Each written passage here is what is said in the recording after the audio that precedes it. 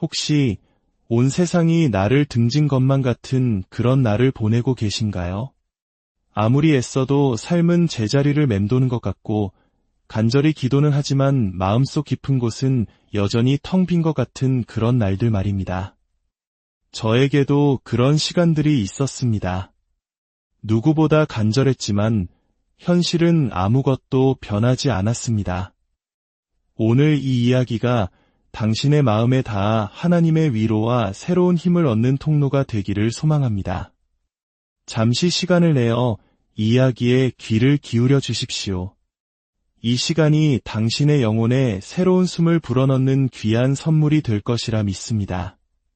만약 이 말씀이 당신의 마음에 울림을 준다면 구독과 좋아요를 통해 더 많은 분들이 이 은혜를 함께 나눌 수 있도록 도와주세요. 당신의 그 작은 손길이 누군가에게는 절실한 희망의 빛이 될 수 있습니다. 주님의 이름으로 여러분 모두를 축복합니다.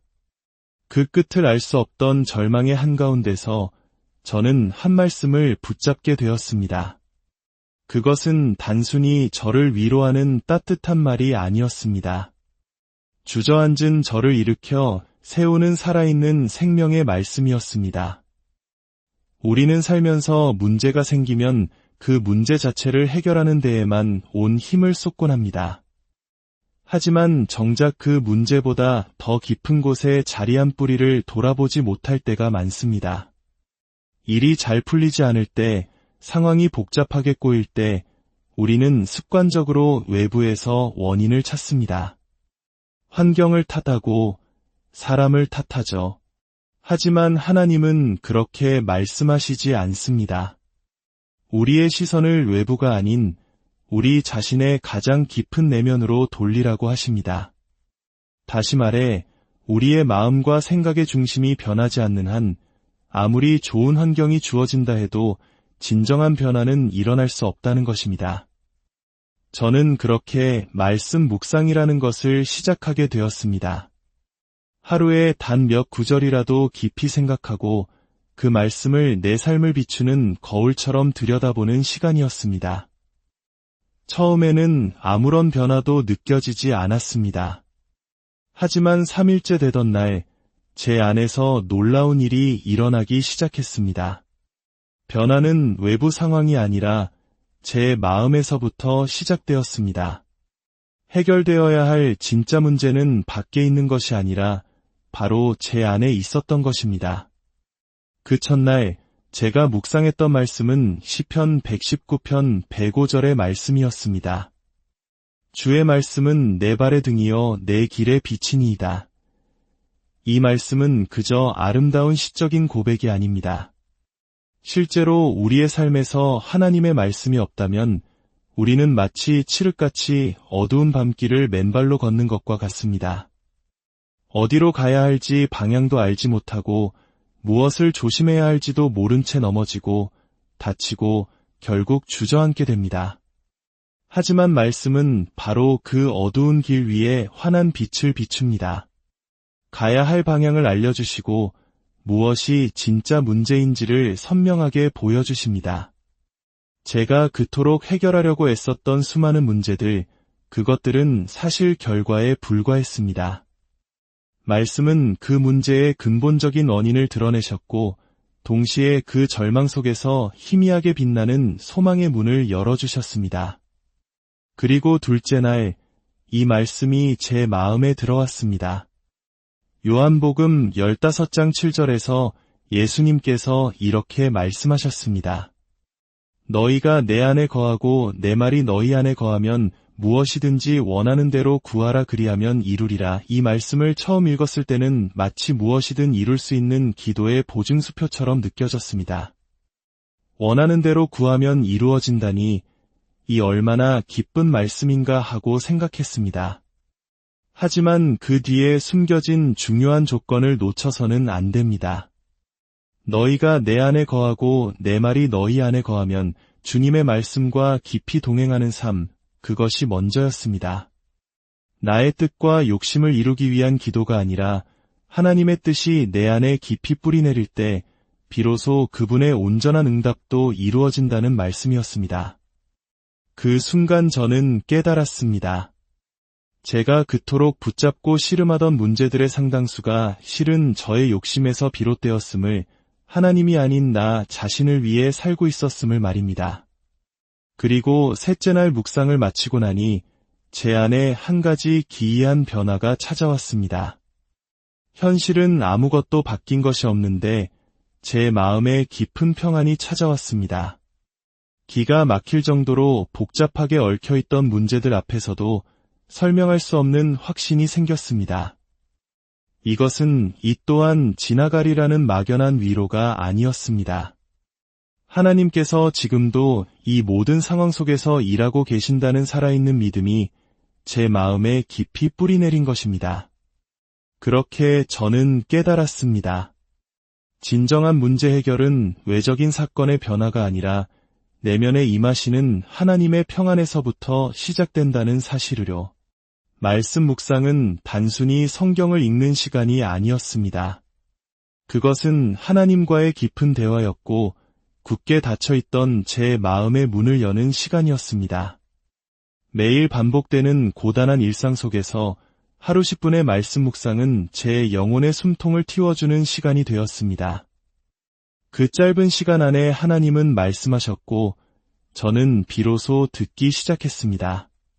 그리고 제 생각과 감정, 태도와 말, 그리고 삶의 모든 결정들이 서서히 변하기 시작했습니다. 그것이 바로 제 삶의 문제들이 풀리기 시작한 진짜 시작점이었습니다. 사랑하는 여러분, 지금 삶이 무너져 내리는 것 같다고 느끼시나요? 간절히 기도하지만 하나님이 너무 멀게만 느껴지시나요? 혹시 하나님의 말씀에 귀 기울이는 시간을 놓치고 있는 것은 아닌지 조용히 돌아보셨으면 합니다. 우리가 말씀을 읽지 않을 때 세상의 시끄러운 소음이 우리의 생각을 지배합니다. 하지만 하나님의 말씀을 가슴에 품을 때 우리는 비로소 하나님의 생각을 듣게 됩니다. 그리고 그 말씀은 우리 삶에 굳게 닫혀있던 문들을 하나씩 열기 시작할 것입니다. 다음으로 말씀 묵상이 우리의 깨어진 관계를 어떻게 회복시키는지에 대해 이야기 나누겠습니다. 누군가와 깊이 다툰 날 마음이 진정되지 않은 채 무거운 마음으로 밤을 맞이해 본 적 있으신가요? 사과하기도 어렵고 용서하기도 어렵고 그렇다고 관계를 완전히 끊어버릴 수도 없는 그런 무겁고 힘든 상황들 말입니다. 특히 가까운 가족이나 오랜 친구 혹은 교회 공동체 안에서의 갈등은 우리에게 더욱 깊은 상처를 남깁니다. 그런데 우리가 이런 갈등 속에 있을 때 흔히 빠지는 함정이 하나 있습니다. 바로 상대방이 변해야 이 문제가 해결된다는 생각입니다. 하지만 하나님께서는 그렇게 말씀하지 않으십니다. 하나님은 언제나 나를 먼저 다루십니다. 그리고 그 변화의 첫걸음은 바로 말씀 묵상에서 시작됩니다. 말씀은 나 자신을 정직하게 비추는 거울입니다. 그 거울 앞에 나를 세울 때 내 안에 숨겨져 있던 교만과 상처, 오해와 두려움들이 선명하게 드러납니다. 그리고 비로소 하나님은 그 지점에서부터 회복의 여정을 시작하십니다. 이사야 55장 11절에서 주님은 이렇게 말씀하셨습니다. 내 입에서 나가는 말도 이와 같이 헛되이 내게로 되돌아오지 아니하고 나의 기뻐하는 뜻을 이루며 내가 보낸 일에 형통함이니라. 이 말씀은 성경의 진리가 단순히 종이 위의 글자에 머무르지 않는다는 강력한 선언입니다. 말씀은 살아있습니다. 그래서 읽는 사람의 마음 가장 깊은 곳까지 들어가 보이지 않는 부분을 치유하고 마침내 하나님의 뜻을 이루기 위해 움직입니다. 그 살아있는 말씀을 하루하루 묵상할 때 돌처럼 굳어있던 내 마음이 부드러워지고 상처로 굳게 닫혀있던 부분이 서서히 열리기 시작합니다. 저 또한 그런 경험이 있습니다. 오랫동안 갈등을 겪던 가족이 있었습니다. 서로 주고받는 말이 비수가 되어 상처가 되었고 결국에는 대화조차 끊어지고 말았습니다. 마음은 늘 무거웠고 심지어 교회에서 예배를 드릴 때조차 그 사람 생각만 나면 마음이 흐트러졌습니다. 어떻게 해야 할지 몰라 기도는 했지만 마음속으로는 늘 그 사람이 먼저 내게 사과하기를 바라고 있었습니다. 그러던 중 묵상하던 말씀 한 구절이 제 마음을 송두리째 흔들어 놓았습니다. 마태복음 5장 23절과 24절에서 예수님은 이렇게 말씀하십니다. 그러므로 예물을 제단에 드리려다가 거기서 내 형제에게 원망들을 만한 일이 있는 것이 생각나거든 예물을 제단 앞에 두고 먼저 가서 형제와 화목하고 그 후에 와서 예물을 드리라. 이 말씀 앞에서 저는 그 자리에 멈춰 섰습니다. 내가 피해자인데 왜 내가 먼저 가야 하지? 하는 반발심도 들었습니다. 그러나 예수님은 분명히 먼저 가서 화목하라고 하셨습니다. 그 말씀이 너무나 강하게 마음에 박혀서 며칠 동안 그 말씀을 묵상하고 또 묵상했습니다. 그리고 결국 제가 먼저 연락을 했습니다. 어색하고 힘든 대화였지만 한마디 용서와 이해의 말이 오고 가는 순간 꽁꽁 얼어붙었던 마음이 눈물처럼 녹아내리는 것을 느꼈습니다. 그리고 놀랍게도 그 사람 역시 저와 똑같은 마음의 무게를 지고 있었다는 사실을 나중에야 알게 되었습니다. 그때 깨달았습니다. 말씀 묵상은 나를 낮추게 합니다. 그리고 그 낮아짐이 바로 관계의 문을 엽니다. 하나님의 말씀이 내 안에 들어오면 인간적인 계산으로는 도저히 할 수 없는 용서와 화해, 이해와 인내가 가능해집니다. 단순히 말씀을 외워서가 아니라 그 말씀 속에 담긴 하나님의 마음이 내 심령을 흔들기 때문입니다. 우리는 살아가면서 수많은 갈등을 겪습니다. 때로는 나도 모르게 누군가에게 상처를 입히고 때로는 누군가의 말 한마디에 깊은 상처를 받습니다. 그런 아픔의 고리 속에서 풀리지 않는 관계들은 점점 더 마음에 무거운 짐이 됩니다. 그러나 하나님은 우리에게 늘 같은 방향을 가리키십니다. 말씀으로 돌아가라고 그 말씀 안에서 내가 먼저 녹아내릴 때 비로소 관계의 회복이 시작된다고 말씀하십니다. 묵상은 현실로부터의 도피가 아닙니다. 오히려 하나님의 시선으로 현실을 다시 마주하는 용기입니다. 내가 보지 못했던 상대방의 아픔을 보게 하고 내가 애써 감추고 있었던 나의 교만을 드러나게 하며 궁극적으로는 화목하게 하시는 하나님의 뜻을 따라 살아가게 만듭니다. 그러니 혹시 지금 누군가와의 관계 때문에 어려움을 겪고 계신가요? 오랜 시간 마음의 골이 깊어져 힘드신가요? 진정한 회복을 바라신다면 무엇보다도 먼저 말씀을 펴보시길 바랍니다. 그리고 하나님께서 그 상황에 대해 무엇이라 말씀하시는지 겸손히 귀를 기울여 보시길 바랍니다. 우리가 갈등을 넘어 화목의 자리로 나아갈 수 있는 힘, 그 시작은 언제나 살아있는 하나님의 말씀 안에 있습니다. 그리고 그 말씀이 오늘도 여러분의 마음에 속삭이고 계십니다. 먼저 내가 가라. 내가 너와 함께하겠다. 이제 말씀 묵상이 우리의 생각을 어떻게 새롭게 변화시키는지에 대해 이야기 나누겠습니다. 마음이 무너졌다고 느낄 때 사실 그 시작은 우리의 생각이 흔들린 순간부터였습니다. 무기력함은 단순한 감정이 아니라 안 될 거야, 나는 원래 이래, 왜 나만 이런 고통을 겪는 걸까와 같은 부정적인 생각들이 반복되면서 시작됩니다. 이런 생각들이 마음속에 쌓여가면서 믿음의 언어는 사라지고 의심과 불안만이 남게 됩니다. 문제는 그 생각들이 너무나 익숙하고 자연스럽게 들린다는 것입니다. 그래서 우리는 그것이 잘못된 생각인 줄도 모르고 스스로 무너지는 삶을 당연하게 받아들이며 살아갑니다. 그러나 성경은 우리의 생각부터 새롭게 해야 한다고 강력하게 말합니다.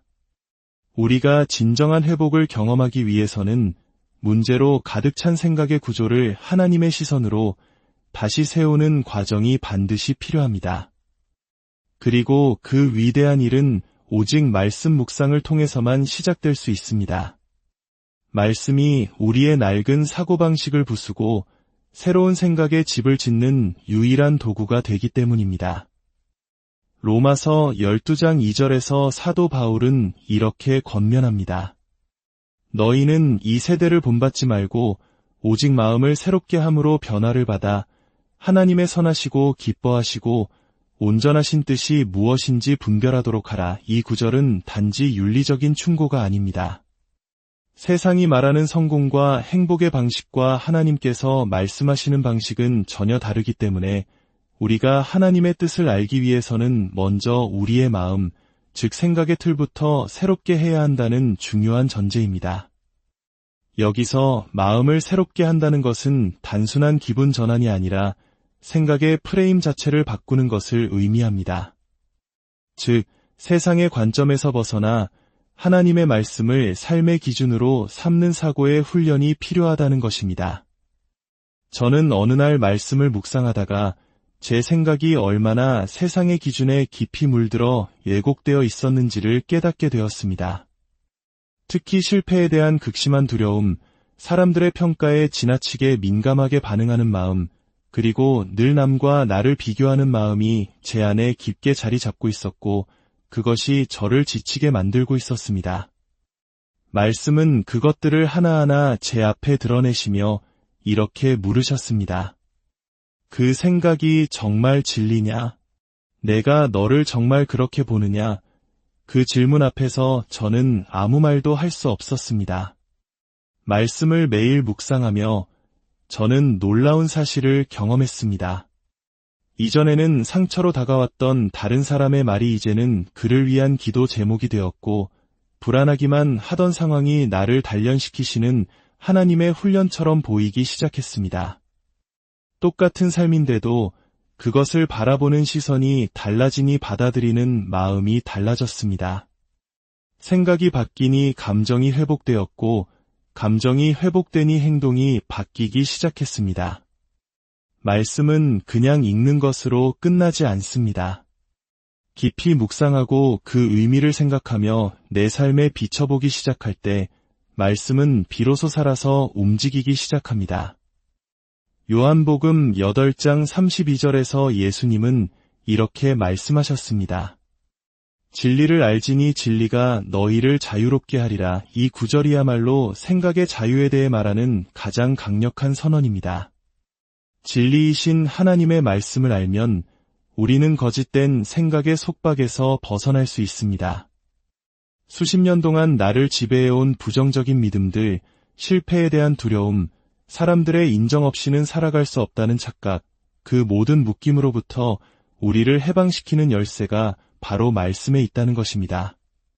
우리가 말씀을 묵상할 때 그것은 단지 영적인 행위에 그치지 않고 우리의 정신과 사고, 마음과 감정, 선택과 삶의 방향까지 우리의 전인적인 영역을 회복시키는 통로가 됩니다. 하나님의 말씀이 매일 우리의 생각에 한 문장씩 새겨질 때 어느 날 우리는 전혀 다른 길 위에 서 있는 자신을 발견하게 될 것입니다. 같은 문제를 마주해도 반응이 달라지고 같은 실패 속에서도 새로운 의미를 찾게 됩니다. 그것이 바로 말씀 묵상이 우리에게 주는 놀라운 축복입니다. 혹시 지금 생각이 무겁고 복잡하신가요? 부정적인 사고가 하루 종일 머릿속을 지배하고 계신가요? 그렇다면 오늘 말씀을 펴서 묵상해 보시길 바랍니다. 하루에 한 구절이라도 좋습니다. 그 구절을 반복해서 읽고 생각하고 속으로 되새기며 마음속에 깊이 심어 보십시오. 그 말씀이 오늘 여러분의 생각을 자유케 할 것입니다. 다음으로 말씀 묵상이 우리의 감정을 어떻게 치유하고 회복시키는지에 대해 이야기 나누겠습니다. 누구나 한 번쯤은 아무 이유 없이 눈물이 날 것 같은 하루를 보낸 적이 있을 것입니다. 겉으로는 괜찮은 척 웃으며 일상을 살아가지만 속은 무너지고 말 못할 외로움에 눌려 숨이 막히는 그런 날들 말입니다. 감정이란 것은 억지로 억누른다고 해서 사라지는 것이 아닙니다. 오히려 외면하면 외면할수록 더 깊은 곳에 쌓이다가 결국에는 터져버리는 폭탄처럼 우리의 삶을 흔들어 놓습니다. 많은 분들이 기도하면서도 왜 내 마음은 이렇게 허전할까? 라는 질문을 던집니다. 성경도 읽고 예배도 드리는데 감정은 회복되지 않고 여전히 상처 위에 머물러 있는 것처럼 느껴지는 순간들이 있습니다. 그 이유는 감정이 단순한 의지나 노력만으로 조절되는 것이 아니기 때문입니다.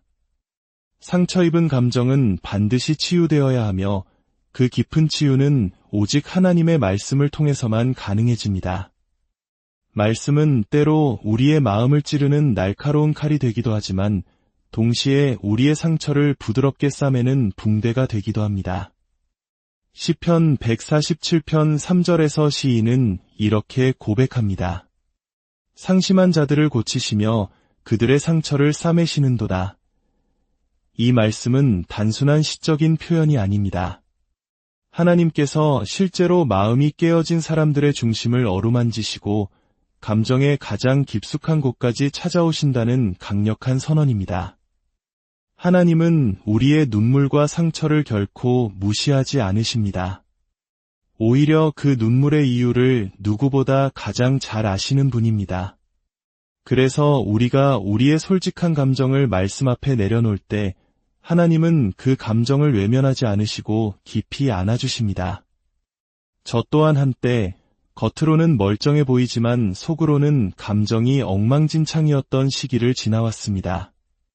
이유 없는 분노, 설명할 수 없는 우울함, 타인과 비교하며 느끼는 열등감. 그것들은 저를 무기력하게 만들었고 아무리 기도해도 쉽게 나아지지 않았습니다. 그런데 어느 날 묵상 중에 한 말씀이 제 마음의 문을 두드렸습니다. 요한복음 14장 27절에서 예수님은 제자들에게 이렇게 말씀하십니다. 평안을 너희에게 끼치노니 곧 나의 평안을 너희에게 주노라. 내가 너희에게 주는 것은 세상이 주는 것과 같지 아니하니라.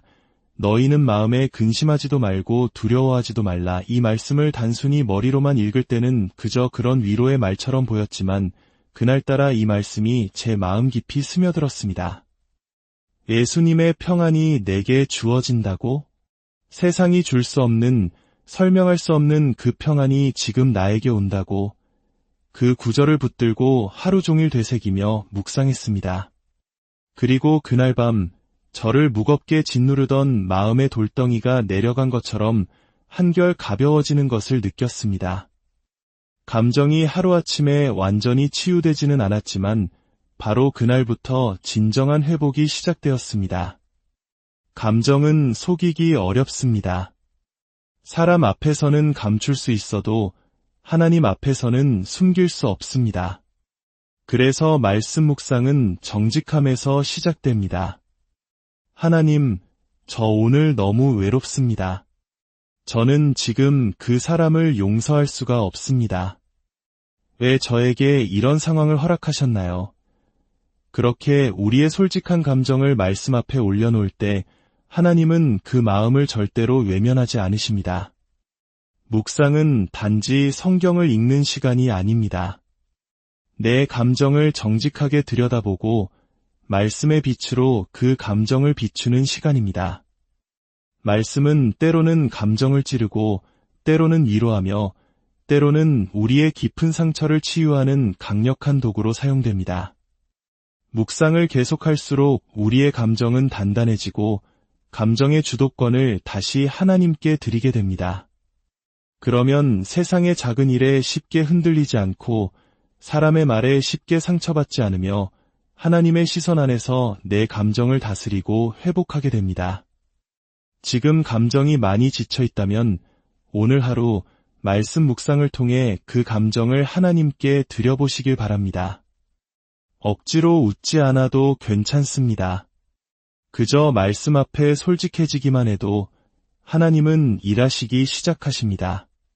그리고 당신이 경험하게 될 평안은 단지 기분이 좋아지는 차원을 넘어 하나님의 임재로부터 오는 놀라운 회복의 증거가 될 것입니다. 다음으로 말씀 묵상이 우리의 기도를 어떻게 바꾸는지에 대해 이야기 나누겠습니다. 어떤 기도는 공허한 형식처럼 느껴질 때가 있습니다.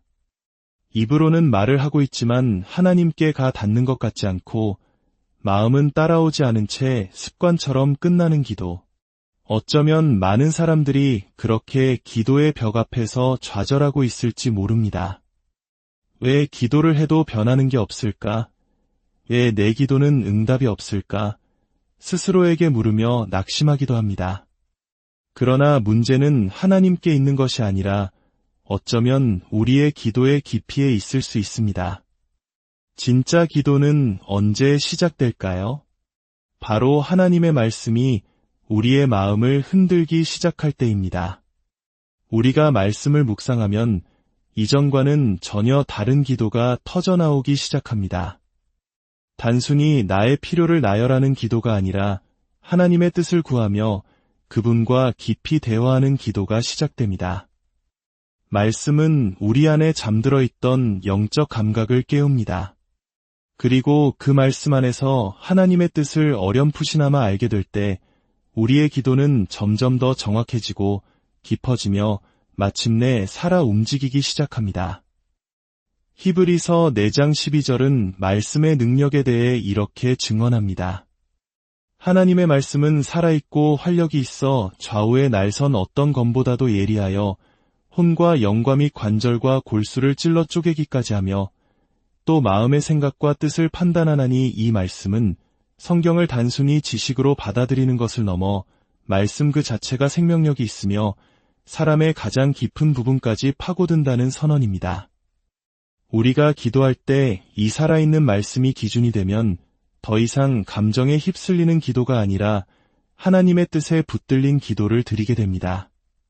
그렇게 우리의 기도는 변화되고 기도의 능력이 삶 가운데 나타나기 시작합니다. 저 역시 그런 기도의 변화를 경험했습니다. 과거에는 그저 문제를 해결해 달라고만 반복해서 기도했습니다.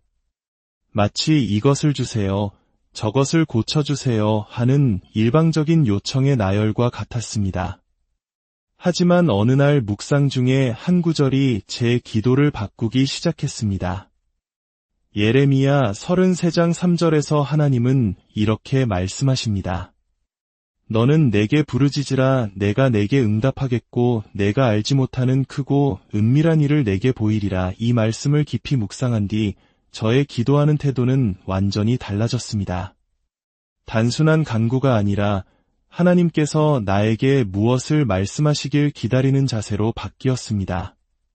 기도하는 중에도 말씀을 펴놓고 하나님이 주시는 마음의 감동을 놓치지 않으려 귀를 기울이기 시작했습니다. 그리고 정말로 제가 알지 못했던 일들이 기도 중에 떠오르고 하나님이 원하시는 방향이 보이기 시작했습니다. 이것이 바로 말씀 묵상과 기도가 연결될 때 일어나는 놀라운 일입니다. 말씀을 통해 마음이 깨끗해지고 생각이 정리되며 감정이 회복되면 그 다음에 나오는 기도는 하나님의 뜻을 향해 정확히 나아갑니다. 그 기도는 더 이상 막연한 바람이 아니라 하나님과의 동행 속에서 드리는 확신의 기도가 됩니다. 우리가 말씀 없이 기도하면 자주 흔들립니다. 기도가 끝난 뒤에도 여전히 불안하고 응답이 없을까 봐 두려워집니다. 그러나 말씀 안에서 기도하면 이미 응답되었음을 확신하게 됩니다. 왜냐하면 하나님께서 친히 말씀하셨기 때문입니다. 그래서 묵상은 기도의 뿌리입니다. 기도라는 열매는 반드시 말씀이라는 깊은 뿌리에서 자라나야 흔들리지 않습니다. 이제부터 기도하기 전에 먼저 말씀을 묵상해 보세요. 그 안에서 하나님이 지금 나에게 무엇을 말씀하시는지 찾고 그 말씀을 붙들고 기도해 보십시오. 그러면 놀랍게도 이전과는 전혀 다른 기도가 터져나올 것입니다. 더 깊고 더 담대하며 더 정확한 기도, 그리고 무엇보다 그 기도 가운데 하나님의 임재가 확실하게 느껴지는 기도를 드리게 될 것입니다. 하나님은 지금도 응답하시고 기도하는 자를 만나시며 말씀과 기도를 통해 당신의 뜻을 이루어 가십니다. 이제 말씀 묵상이 우리의 말을 어떻게 변화시키는지에 대해 이야기 나누겠습니다. 사람의 말 한마디는 사람을 살리기도 하고 무너뜨리기도 합니다. 격려의 한 문장이 절망에 빠진 사람을 붙잡아 주기도 하고 무심코 내뱉은 말 한마디가 수년간 쌓아온 관계를 끊어놓기도 합니다. 우리는 말의 위력을 잘 알고 있으면서도 감정이 앞서거나 오랜 습관에 젖어 말을 함부로 할 때가 많습니다. 그리고 그렇게 쌓인 말들이 결국 우리 삶의 분위기를 만들고 인간관계와 믿음의 열매를 결정짓게 됩니다. 예수님은 마태복음 12장 34절에서 이렇게 말씀하십니다. 이는 마음에 가득한 것을 입으로 말함이라. 이 말씀은 단순히 말조심하라는 권면을 넘어섭니다. 우리의 말은 우리 마음의 상태를 그대로 반영하는 거울이라는 선언입니다. 우리가 평소에 어떤 말을 자주 하는지를 보면 그 사람의 내면이 무엇으로 채워져 있는지를 알 수 있습니다. 그렇다면 반대로 우리의 마음을 바꾸는 길은 결국 하나님의 말씀으로 그 마음을 다시 채우는 것입니다. 말씀 묵상은 우리의 마음을 바꾸고 그 마음에서 흘러나오는 말까지 바꾸는 은혜의 통로입니다. 저는 과거에 스스로를 끊임없이 부정하며 살았습니다. 나는 원래 안 돼, 또 실패했네, 이래서 나는 못써 같은 말들이 무의식 중에 입에서 튀어나왔고 그것이 습관이 되어 제 삶 전체에 회의감을 퍼뜨렸습니다. 그런데 어느 날 말씀을 묵상하는 중에 하나님께서 제 입술을 다루기 시작하셨습니다. 잠언 18장 21절의 말씀이 저를 그 자리에 멈춰 세웠습니다. 죽고 사는 것이 혀의 힘에 달렸나니 혀를 쓰기 좋아하는 자는 혀의 열매를 먹으리라. 이 말씀을 묵상하는 순간 저는 제 입에서 나가는 말이 단순한 소리가 아니라 내 삶의 심기는 씨앗이라는 것을 깨달았습니다. 그 씨앗이 부정적이면 결국 내 삶에 부정적인 열매를 맺게 되고 생명의 말이면 생명의 열매를 맺게 된다는 진리였습니다. 그 후로 저는 묵상을 통해 제 말의 뿌리를 돌아보게 되었고 말씀을 입술로 고백하는 훈련을 시작했습니다. 예를 들어 아침에 일어나 오늘도 걱정된다는 말 대신 오늘도 하나님께서 일하실 줄 믿습니다라고 고백했습니다. 처음에는 어색했지만 하루하루 그렇게 말을 바꿔나갔더니 실제로 생각이 달라지고 감정이 안정되며 관계에서도 긍정적인 변화가 나타나기 시작했습니다. 말이 바뀌자 기도의 언어가 달라졌고 기도의 언어가 바뀌자 믿음이 자라났습니다. 말씀 묵상은 단지 조용히 말씀을 읽는 것이 아닙니다. 그 말씀을 마음에 담고 입으로 되새기며 삶 속에서 말로 고백할 때 비로소 능력이 나타납니다. 우리가 기도 중에 말씀을 인용하고 일상 대화 중에도 성경의 언어로 상황을 해석할 수 있다면 우리의 입은 하나님께 쓰임받는 축복의 도구가 될 수 있습니다. 많은 사람들이 기도의 능력을 말하지만 그 능력은 입술의 훈련 없이는 이어지지 않습니다. 말씀을 묵상하며 내 입술을 정결하게 하는 연습이 될 때 비로소 복음도 흘러가고 이로도 전해지며 무엇보다 내 삶 자체가 말씀을 전하는 통로가 됩니다. 그래서 말씀 묵상은 침묵의 시간이 아니라 살아있는 하나님의 언어를 준비하는 훈련입니다. 그 말씀을 통해 정제된 말은 가장 힘든 상황 속에서도 생명을 심을 수 있는 놀라운 능력이 됩니다. 혹시 여러분의 삶이 부정적인 말로 가득 차 있지는 않으신가요? 스스로를 깎아내리는 말, 타인을 판단하는 말, 하나님을 향한 원망의 말들이 입에 익숙해져 있지는 않으신가요? 그렇다면 오늘 말씀 묵상을 통해 그 언어를 다시 점검해 보시길 바랍니다. 그리고 하나님의 시선으로 나를 보고 하나님께서 하신 약속의 말씀으로 나를 표현하기 시작해 보십시오. 그때부터 여러분의 말에는 생명이 담기고 그 말이 다시 여러분의 삶을 살리게 될 것입니다. 다음으로 말씀 묵상이 우리의 삶의 태도를 어떻게 변화시키는지에 대해 이야기 나누겠습니다. 누군가는 이렇게 말합니다. 내가 처한 상황은 바꿀 수 없지만 그 상황을 대하는 태도는 내가 결정할 수 있다. 참으로 맞는 말입니다.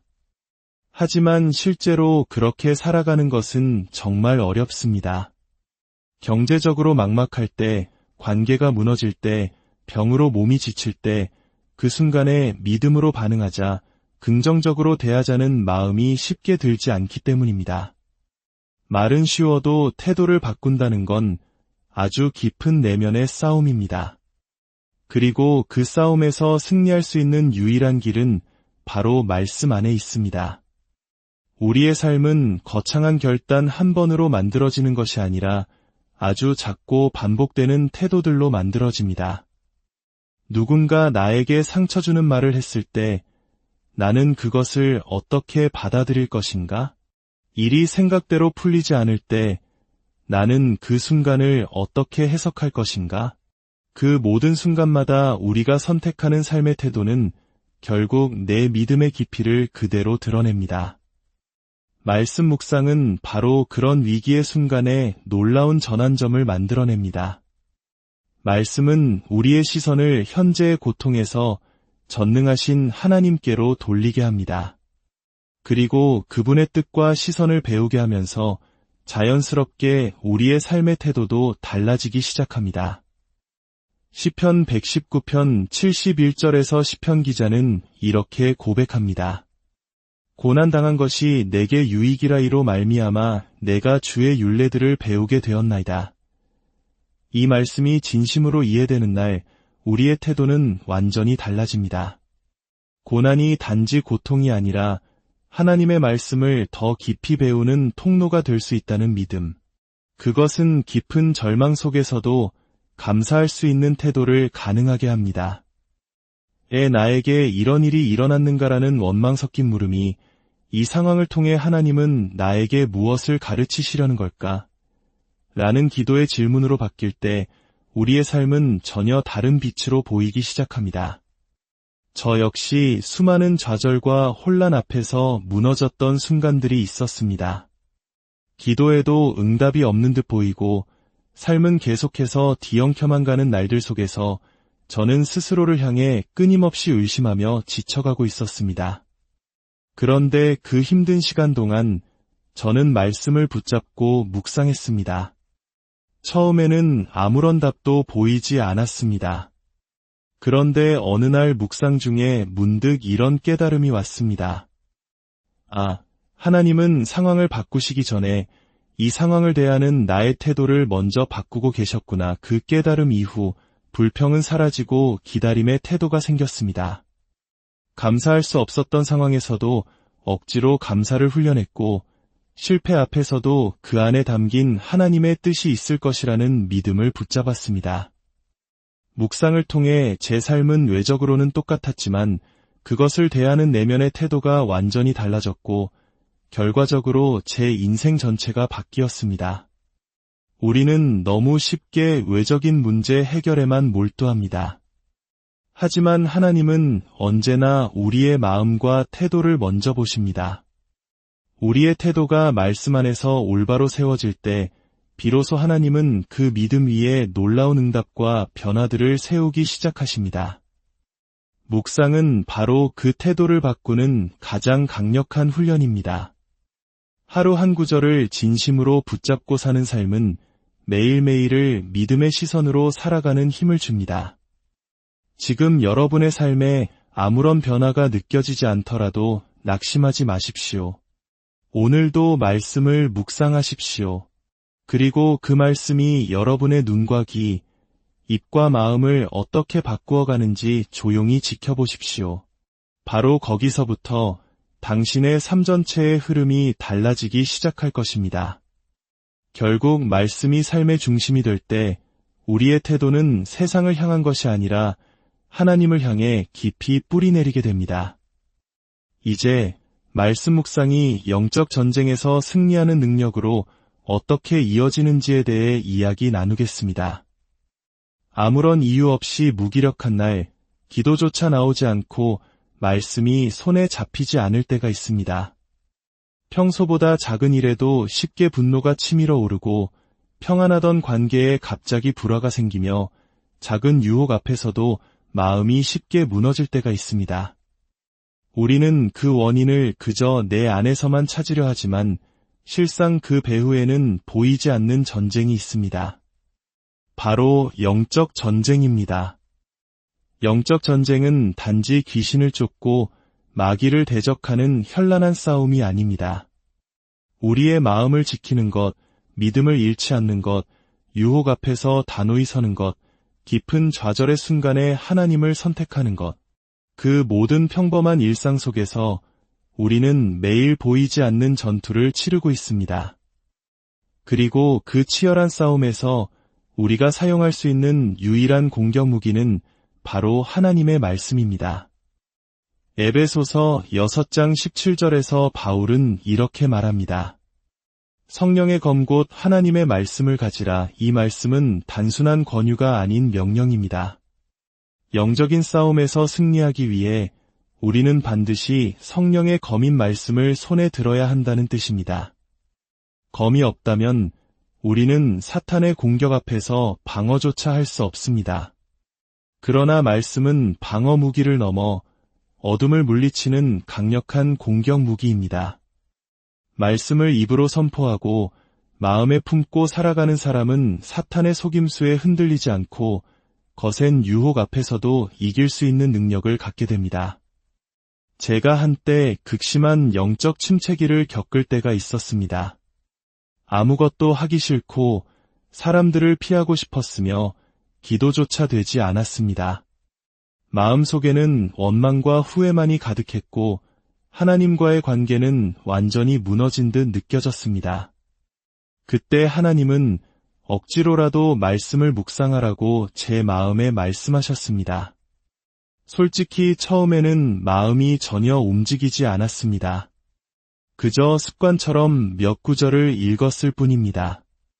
하지만 하루, 이틀, 사흘이 지나자 이상하게도 제 마음의 완고한 저항이 조금씩 풀리기 시작했습니다. 말씀은 마치 날카로운 칼처럼 제 안에 도사리고 있던 어둠을 찔러냈고 그 안에 숨어있던 두려움과 거짓된 믿음을 드러내셨습니다. 그때 붙잡았던 말씀이 바로 시편 18편 2절이었습니다. 여호와는 나의 반석이시요 나의 요새시요 나를 건지시는 이시요 나의 하나님이시요 내가 그 안에 피할 나의 바위시요 나의 방패시요 나의 구원의 뿌리시요 나의 산성이시로다. 이 말씀을 매일 아침 묵상하며 입술로 고백했습니다. 나의 방패, 나의 요새라는 말씀이 제게 실제적인 방패가 되었고 삶의 수많은 공격 앞에서 쓰러지지 않게 하는 견고한 방어선이 되어 주었습니다. 그때 저는 말씀 묵상이 단순한 경건의식이 아니라 치열한 전쟁터에 나가기 전 완전한 무장을 하는 것임을 뼈저리게 체감했습니다. 사탄은 언제나 우리의 마음을 가장 먼저 노립니다. 생각을 흐리게 하고 감정을 부정적인 것으로 끌어내리며 하나님과의 거리감을 만들려고 합니다. 그런 교묘한 유혹과 공격 앞에서 우리가 할 수 있는 가장 강력한 방어는 내 안에 하나님의 말씀이 있는가를 점검하는 것입니다. 유혹이 올 때 주께서 말씀하시기를 로 시작되는 말씀의 고백이 내 안에 있다면 그 싸움은 이미 절반 이상 이긴 것입니다. 예수님께서도 광야에서 사탄의 시험을 받으실 때 오직 기록된 말씀으로 물리치셨습니다. 여러분은 지금 어떤 싸움 가운데 계신가요? 관계의 전쟁, 감정의 전쟁, 죄의 유혹, 흔들리는 믿음. 그 모든 전쟁에서 여러분을 지키고 승리하게 할 단 하나의 무기가 있습니다. 그것은 바로 매일의 말씀 묵상입니다. 그 말씀을 마음에 품을 때 우리는 비로소 흔들리지 않는 중심을 갖게 되고 악한 자가 쏘아대는 불화살 앞에서도 견고히 서게 됩니다. 영적 전쟁은 무섭지만 두려워할 필요는 없습니다. 하나님은 이미 우리 손에 가장 강력한 검을 쥐어주셨습니다. 그 검은 바로 성령의 검, 하나님의 말씀입니다. 오늘도 묵상으로 그 검을 손에 들고 말씀을 입술에 두고 마음에 새기십시오. 그리고 승리를 선포하십시오. 말씀은 반드시 우리를 승리하게 할 것입니다. 마지막으로 말씀 묵상이 하나님의 음성을 어떻게 듣게 하는지에 대해 이야기 나누겠습니다. 인생에서 가장 막막한 순간은 아무리 기도해도 하나님의 음성이 들리지 않는다고 느껴질 때입니다.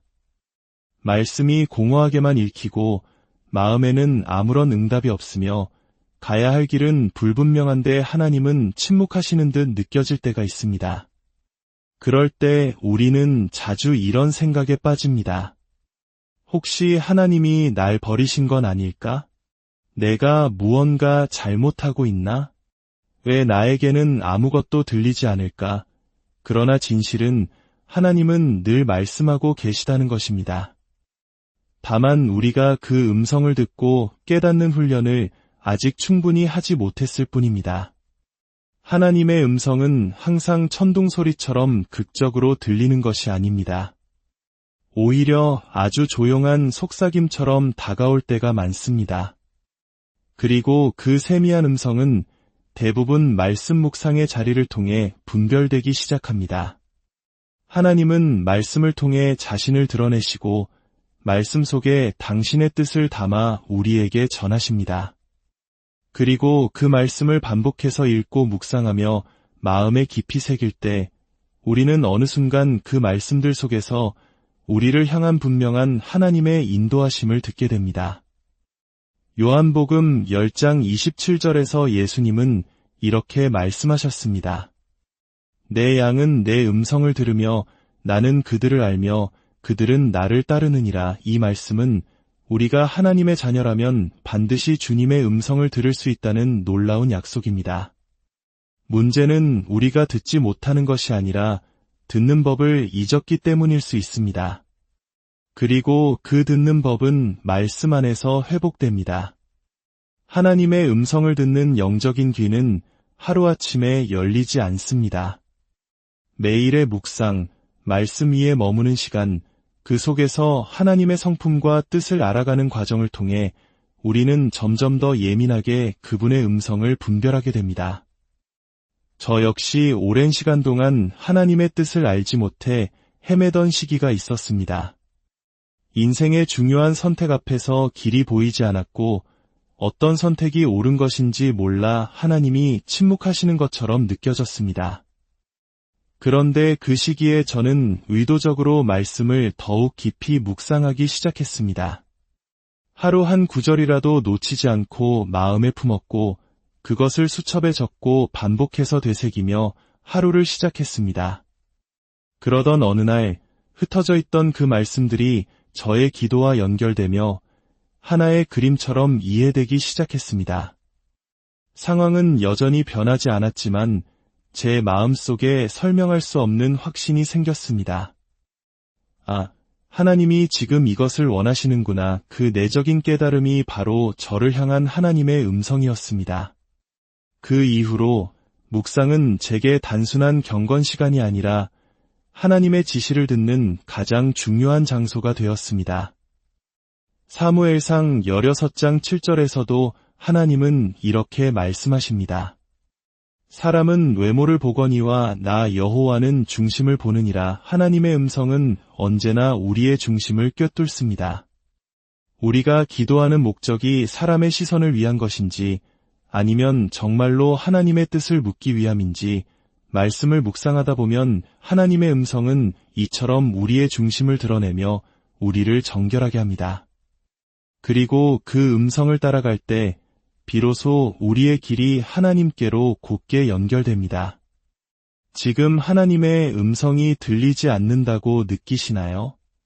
혹은 너무 많은 생각과 감정이 얽혀서 하나님의 뜻이 헷갈리시나요? 그렇다면 오늘 다시 말씀으로 돌아오십시오. 그 말씀을 붙들고 조용히 묵상하며 기다려 보십시오. 하나님의 음성은 어느새 바로 그 침묵의 자리에서 가장 선명하게 들려오기 시작할 것입니다. 하나님은 성경 전체를 통해 지금도 우리에게 말씀하고 계십니다. 그리고 그 말씀을 묵상하는 자의 마음 안에 하나님은 친히 찾아오셔서 지금 당신이 가야 할 길을 알려주십니다. 하나님의 음성은 특별한 사람들만 듣는 것이 아닙니다. 날마다 말씀을 가까이 하는 자, 그 말씀을 붙들고 살아가려고 애쓰는 자는 누구나 듣게 됩니다. 오늘 나눈 이 이야기가 여러분의 삶의 작은 등불이 되기를, 그리하여 여러분의 길 위에 하나님의 지혜가 또렷이 임하기를 진심으로 축복합니다. 그리고 기억하십시오. 말씀은 하나님과의 가장 깊은 대화이며 묵상은 그분의 음성을 듣는 가장 정확하고 복된 자. 혹시 온 세상이 나를 등진 것만 같은 그런 날을 보내고 계신가요? 아무리 애써도 삶은 제자리를 맴도는 것 같고 간절히 기도는 하지만 마음속 깊은 곳은 여전히 텅 빈 것 같은 그런 날들 말입니다. 저에게도 그런 시간들이 있었습니다. 누구보다 간절했지만 현실은 아무것도 변하지 않았습니다. 오늘 이 이야기가 당신의 마음에 닿아 하나님의 위로와 새로운 힘을 얻는 통로가 되기를 소망합니다. 잠시 시간을 내어 이야기에 귀를 기울여 주십시오. 이 시간이 당신의 영혼에 새로운 숨을 불어넣는 귀한 선물이 될 것이라 믿습니다. 만약 이 말씀이 당신의 마음에 울림을 준다면 구독과 좋아요를 통해 더 많은 분들이 이 은혜를 함께 나눌 수 있도록 도와주세요. 당신의 그 작은 손길이 누군가에게는 절실한 희망의 빛이 될 수 있습니다. 주님의 이름으로 여러분 모두를 축복합니다.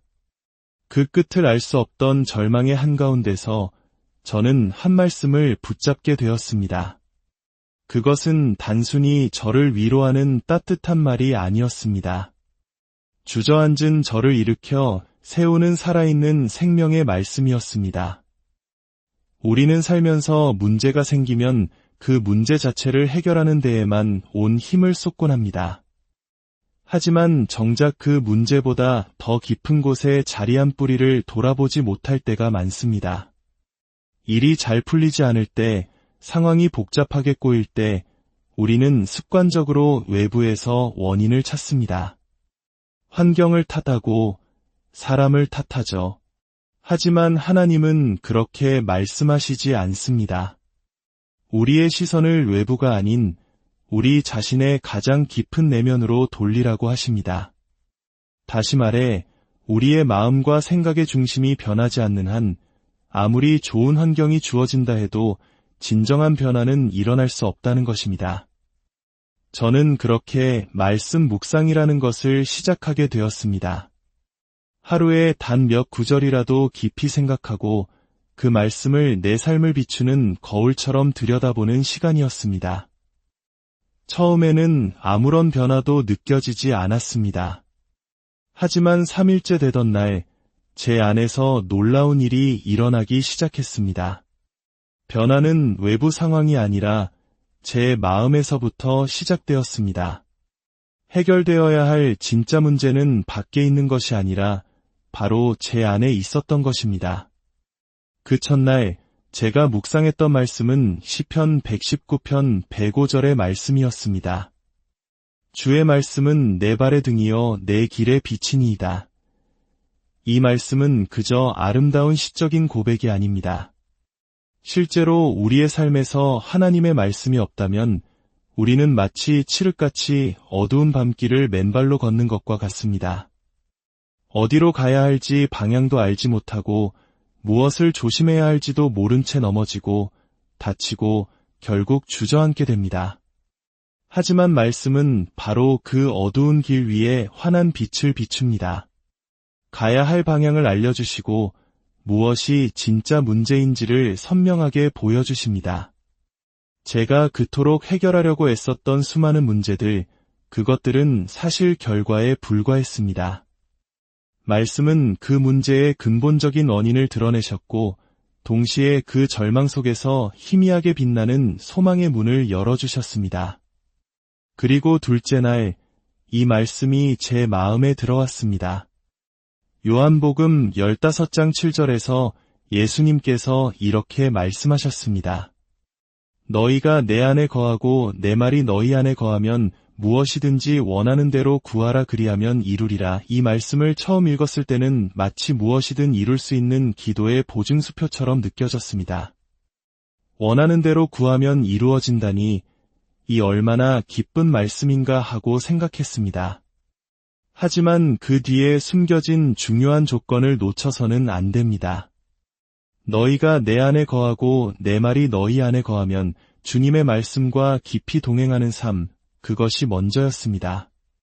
나의 뜻과 욕심을 이루기 위한 기도가 아니라 하나님의 뜻이 내 안에 깊이 뿌리내릴 때 비로소 그분의 온전한 응답도 이루어진다는 말씀이었습니다.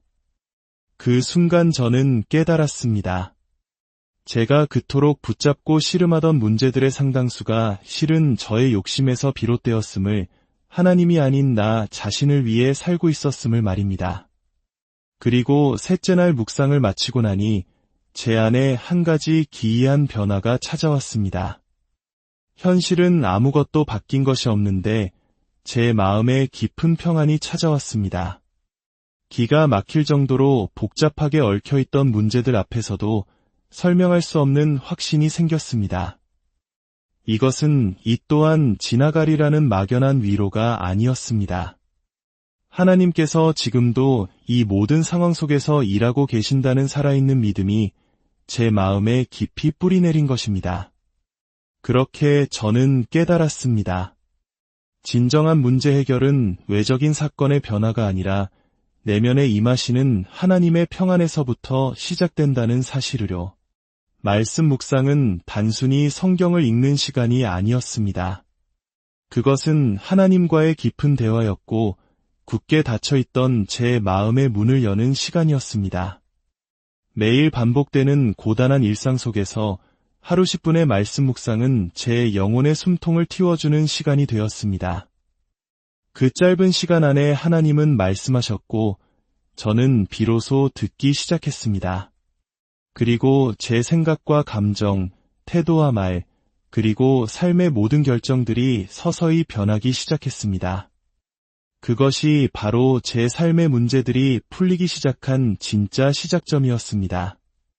사랑하는 여러분, 지금 삶이 무너져 내리는 것 같다고 느끼시나요? 간절히 기도하지만 하나님이 너무 멀게만 느껴지시나요?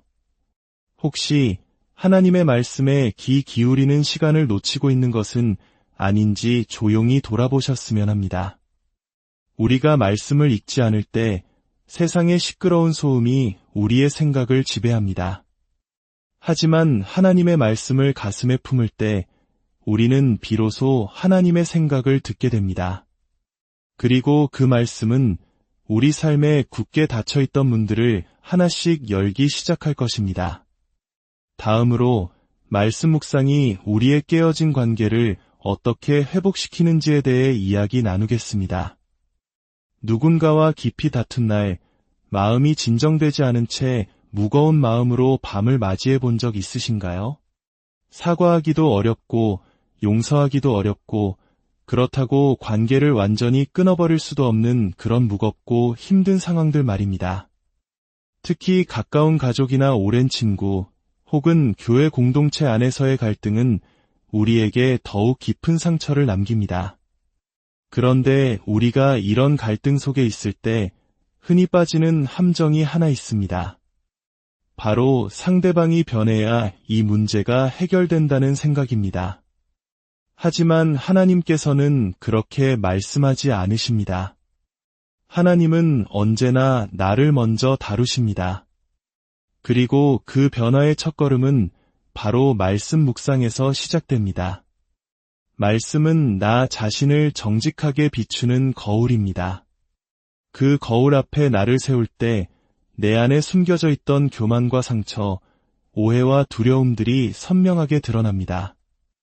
그리고 비로소 하나님은 그 지점에서부터 회복의 여정을 시작하십니다. 이사야 55장 11절에서 주님은 이렇게 말씀하셨습니다. 내 입에서 나가는 말도 이와 같이 헛되이 내게로 되돌아오지 아니하고 나의 기뻐하는 뜻을 이루며 내가 보낸 일의 형통함이니라. 이 말씀은 성경의 진리가 단순히 종이 위의 글자에 머무르지 않는다는 강력한 선언입니다. 말씀은 살아있습니다. 그래서 읽는 사람의 마음 가장 깊은 곳까지 들어가 보이지 않는 부분을 치유하고 마침내